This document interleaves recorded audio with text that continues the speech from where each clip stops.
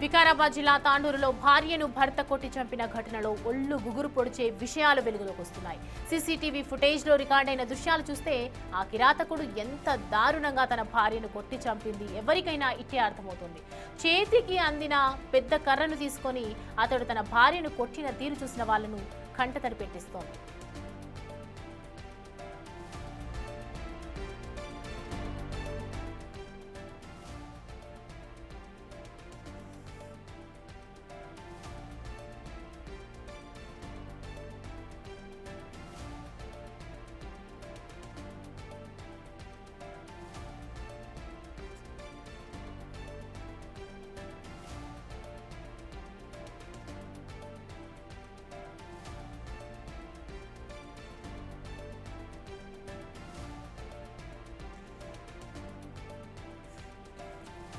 అసలు ఈ ఘటనలో ఏం జరిగిందన్నది ఓసారి గమనిస్తే వికారాబాద్ జిల్లా తాండూరు పట్టణంలోని సాయిపూర్కు చెందిన దంపతులు పరమేష్, అనూష గత కొంతకాలంగా ప్రేమించుకున్న తర్వాత వీళ్ళిద్దరూ 9 నెలల కిందట పెళ్లి చేసుకున్నారు. కానీ ఆ తర్వాతే అనూషకు తన భర్త నిజస్వరూపం కనిపించడం ప్రారంభమైంది.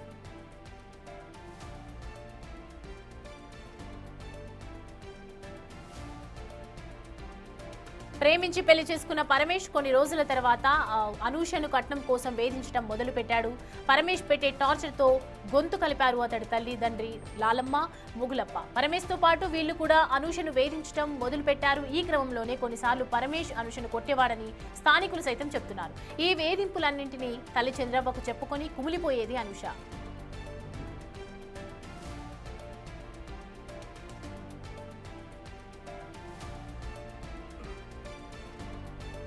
ట్రాక్టర్ నడిపే పరమేష్ 2 రోజుల క్రితం కూడా అనూషను తీవ్రంగా కొట్టి పుట్టింటికి పంపించాడు. దీంతో తల్లి చంద్రవ్వ తన కుమార్తె అనూషను హాస్పిటల్ కు తీసుకువెళ్తుండగా మధ్యలోనే వచ్చి అడ్డుకున్నాడు పరమేష్. అంతేకాదు అనూషను తన ఇంటికి తీసుకొచ్చాడు. అయితే అప్పటికే గాయపడిన అనూష సరిగ్గా నడవటానికి కూడా ఇబ్బంది పడుతోంది. అయినా సరే ఇంటి ముందు ఉన్న అరుగుపై కూర్చోబెట్టి విచక్షణారహితంగా కొట్టాడు. కాళ్లతో తన్నాడు. అయినా కోపం చల్లారని పరమేష్ ఆ పక్కనే ఉన్న పెద్ద కర్రను తీసుకొచ్చాడు. ఇంతలో ఓ మహిళ అడ్డుకునే ప్రయత్నం కూడా చేసింది. అయినా సరే మరింతగా రెచ్చిపోయి అనూష తలపై ఇష్టం వచ్చినట్లుగా దాడి చేశాడు.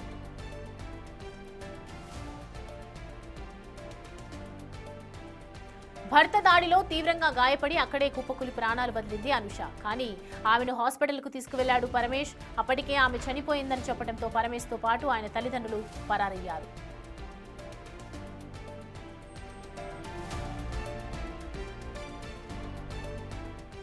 విషయం తెలుసుకున్న అనూష తల్లి చంద్రవ్వ హాస్పిటల్కు వచ్చి కన్నీరు మున్నీరైంది. అదనపు కట్నం కోసమే తన కూతురును కొట్టి చంపేశారని ఆరోపిస్తోంది. స్థానికంగా ఉన్న పోలీసులకు ఫిర్యాదు చేసింది చంద్రవ్వ.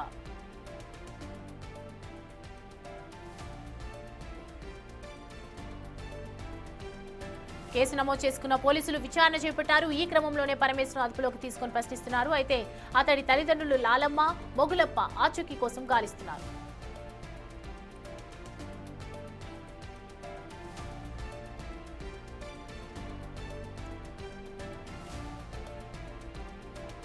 రైట్, ఈ అంశానికి సంబంధించి పూర్తి డీటెయిల్స్ అందించడానికి మా ప్రతినిధి పాపన్న మనకి జాయిన్ అవుతున్నారు లైవ్ లో. పాపన్న, ఆ వీడియోస్ చూస్తుంటే నిజంగా గుండె రగిలిపోతుందని చెప్పాలి. పోలీసులు ఈ పరమేష్ కి సంబంధించి ఏ చర్యలు తీసుకునే అవకాశాలు ఉన్నాయి? సౌమ్య, ఆ విజువల్ చూసిన ప్రతి ఒక్కరికి కూడా గుండెలు రగిలిపోతున్నాయి, రక్తం మరిగిపోతుంది. ప్రేమించి పెళ్లి చేసుకున్న ఒక మహిళను, తన భార్యను అంత కిరాతకంగా చంపడం అనేది ఎవరు కూడా యాక్సెప్ట్ చేయని విషయం. అయితే గత కొన్ని రోజుల్లో కూడా ఈ అనూషకు, పరమేశ్వర్కు ఇద్దరికి మధ్య గొడవలు జరుగుతున్నాయి. అయితే వీళ్ళిద్దరూ 8 నెలల క్రితం ప్రేమించి పెళ్లి చేసుకున్నారు. ఆ పెళ్లిని కూడా పెద్దల సమక్షంలోనే పెద్దలను ఒప్పించి చేసుకున్నారు. కాబట్టి ఇరువైపుల పెద్దలు కూడా ఓకే, వీళ్ళు ప్రేమించుకొని పెళ్లి చేసుకున్న నేపథ్యంలో చాలా సుఖంగా సంతోషంగా బతుకుతారని ఇరువైపుల పెద్దలు కూడా అనుకున్నప్పటికీ ఈ పరమేశ్వర్ల తల్లిదండ్రులకు కొన్ని రోజుల నుంచి అయితే ఈ అమ్మాయి మీద, అనూష మీద ఇష్టం లేనట్టు కూడా కనిపిస్తుంది. అయితే ఈ పరమేష్ యొక్క నిజ స్వరూపం పెళ్లి చేసుకున్నాక బయటపడ్డట్టు కూడా మనకు ఆ విజువల్ చూసిన తర్వాత కనిపిస్తుంది. పెళ్లి చేసుకున్నప్పటి నుంచి కూడా ప్రతిరోజు తాగి రావడం, అనూషను ఇబ్బంది పెట్టడం, అనూషను కొట్టడం ఇట్లా జరుగుతుంది. అయితే ఇట్టి విషయాన్ని అనూష ఏ రోజు కూడా వాళ్ళ తల్లిదండ్రులకు ఇన్ని రోజుల క్రమంలో చెప్పుకోలేదు. ఎందుకంటే నేను ప్రేమించి ఒక అబ్బాయిని ఇష్టపడి పెళ్లి చేసుకున్నాను, నన్ను ఇబ్బంది పెడుతుండని నా తల్లిదండ్రులకు నేను ఏ ముఖం పెట్టుకొని చెప్పాలి? అంటే ప్రేమించి అలాని కాదని నేను పెళ్లి చేసుకున్నందుకు తనకు మొహం లేకుంటుంది, నా పరువు పోతుందన్న ఉద్దేశంతో ఇన్ని రోజులు తను భరించుకుంటూ వచ్చింది.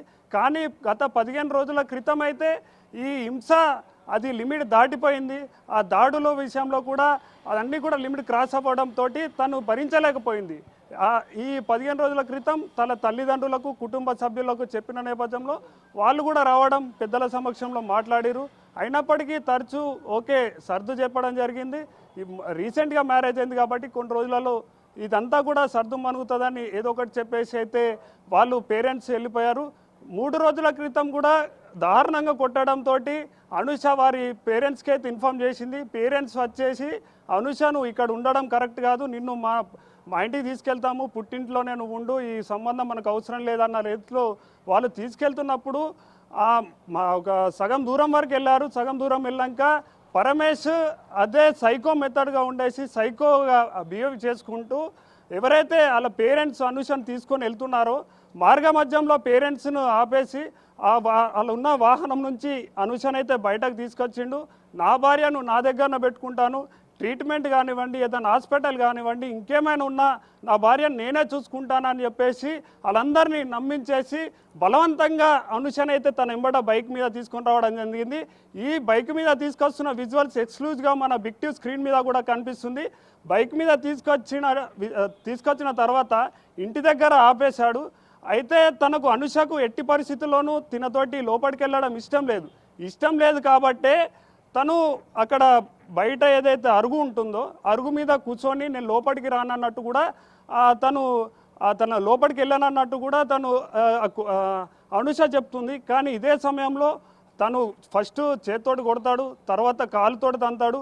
అయినప్పటికీ అనుష ఒప్పుకోకపోవడంతో లోపలికి వెళ్ళే ఇష్టం లేకపోవడంతో అక్కడే పక్కకున్న రోకలు దుడ్డు ఏదైతే ఉంటుందో రోకలు దుడ్డు పెద్ద కర్రతోటి చేసిన రోకలు దుడ్డుతోటి అయితే విచక్షణ రహితంగా ఒక సైకో బిహేవ్ చేసినట్టు, ఒక మనిషి తప్ప మృగం బిహేవ్ చేసినట్టు విచక్షణ రహితంగా కొట్టడంతో అయితే ఆ విజువల్ చూస్తుంటేనే సౌమ్య ఒక్క 2 నిమిషాలు రిపోర్టర్ అన్న విషయం పక్కన పెడితే ఆ విజువల్ చూసిన ప్రతి ఒక్కడికి కూడా రక్తం మరుగుతుంది, హృదయం అంతా కూడా బాధతోటి అయిపోతుంది.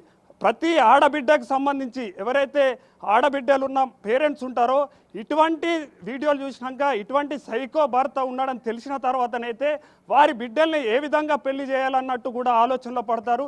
అలాంటిది ప్రేమించి పెళ్లి చేసుకున్న వ్యక్తి పైసల కోసం అదనపు కట్నం కోసం ఇలా ఎందుకు చేశాడు అన్న రీతిలో కూడా అందరూ బాధపడుతున్నాడు. ఇప్పుడైతే పోలీసులు అదుపులో పరమేశ్ ఉన్నాడు, వాళ్ళ తల్లిదండ్రులు అయితే దొరకలేదు. పోలీసులు ఇతని మీద కఠినమైన చర్యలు తీసుకోవాలంటూ కూడా అందరూ స్థానికులైతే పెద్ద ఎత్తున ఆందోళన చేస్తున్నారు. దానికి సంబంధించిన సెక్షన్ల కిందనైతే పరమేశ్ మీద కేసు నమోదు చేశారు, శిక్ష కూడా పడుతుంది. మీరు అడిగిన ప్రశ్నకు పరమేశ్ మీద ఎలాంటి యాక్షన్ తీసుకోవాలంటే ఆయనకు ఉరిశిక్ష ఒకటే సరైన మార్గం అంటూ కూడా స్థానికులతో పాటు మిగతా ప్రజానికం అంతా కూడా కోరుకుంటుంది. ఎందుకంటే ప్రేమించి పెళ్లి చేసుకున్న అమ్మాయిని వరకట్నం కోసం ఇంత ఇబ్బంది పెట్టడం ఏంది, విచక్షణ రహితంగా ఒక మృగంగా మారిపోయి కొట్టి చంపడం ఏంది అన్నట్టు కూడా మొత్తం జనాలందరూ కూడా తన మరణ శిక్ష కోరుకుంటున్నారు సౌమ్య. అయితే పాపన్న బండి మీద తీసుకొచ్చినటువంటి ఆ కర్రని చూస్తుంటే ప్లాన్ ప్రకారమే వచ్చాడా చంపడానికి? రైట్, అంటే ప్లాన్ అని అంటే తను లోపల ఎప్పటి నుంచో ఉంది, అక్కడ ప్లాన్ అని చెప్పలేం కానీ శనకావేశంతో జరిగినట్టయితే కనిపిస్తుంది. ఆ కర్ర ఏదైతే ఉందో అది రోకల్ దుడ్డు అంటాం మనం. అంటే సాధారణంగా పల్లెటూర్లలో ఇంటి బయటనే మనకు రోకల్ బండ ఉంటుంది. అంటే ఇప్పుడైతే మనం మిక్సింగ్ గ్రైండర్లో ఏదైతే చేసుకుంటున్నామో ఆ రోకల్ వేసి కూడా దంచుకుంటాం అన్నట్టు. మనకు ఏదంటే మిరపకాయలు కుడుకలు ఏవైతే ఉంటాయో దంచుకుంటాం. ఆ దంచుకోవడానికి ఉపయోగపడ్డ ఆ రోకలి దుడ్డు అంటాం మనం. అది కర్రతోటి చాలా బలంగా ఉంటుంది. అది మన విజువల్స్లో కూడా చూడొచ్చు. ఆ బలమైన కర్రతోటి కొట్టడంతో 1, 2 కాదు సౌమ్య, మనం అక్కడ లెక్క పెడితే ఒక 6 సార్లు తన తలపైన తన బాడీ మీద కొట్టి విచక్షణ రహితంగా చంపాడు. అయితే అది ప్లాన్ ప్రకారం అంటే మనమైతే ప్లాన్ ప్రకారం అని చెప్పలేం, కానీ ఆయన సైకో కాబట్టి అది స్పాంటేనియస్గా తను ఆ కోపాన్ని కోల్పోయి తన ఏం చేస్తున్నాడో అర్థం కాకుండా చేసినట్టయితే కనిపిస్తుంది సౌమ్య.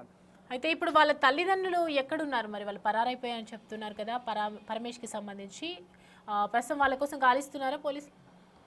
ఎస్ సౌమ్య, ఇప్పుడు అయితే ఈ సంఘటన జరిగిన తర్వాత తను కొనా ఊపిరితో ఉన్నప్పుడు ఇదే ఫ్యామిలీ అంటే పరమేష్తో పాటు వాళ్ళ తల్లిదండ్రులు ముగ్గురు కలిసి ఈ అనూషనైతే హాస్పిటల్కి తీసుకెళ్లారు, ప్రైవేట్ హాస్పిటల్కి.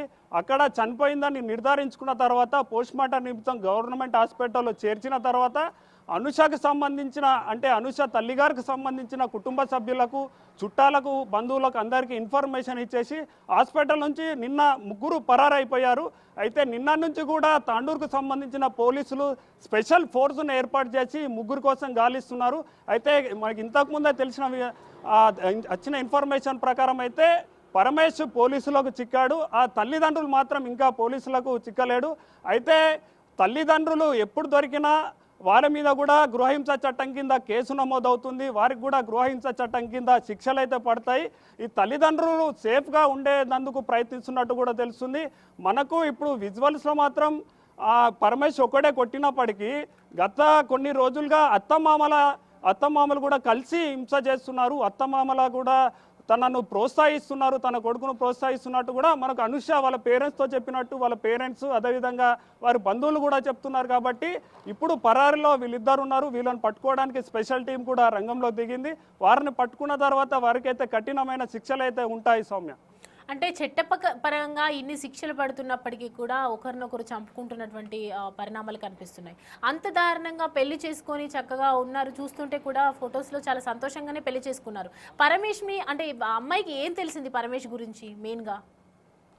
సౌమ్య, ఇక్కడ ఏమవుతున్నాయంటే విలువలు పూర్తిగా తగ్గిపోతున్నాయి. ఇప్పుడున్న సమాజంలో అటు యువత కానివ్వండి, ఇటు పెద్ద వయసు వారు అన్నిట్లలో కూడా విలువలు తగ్గిపోవడంతో ఇటువంటి సంఘటనలు అయితే జరుగుతున్నట్టు కనిపిస్తుంది.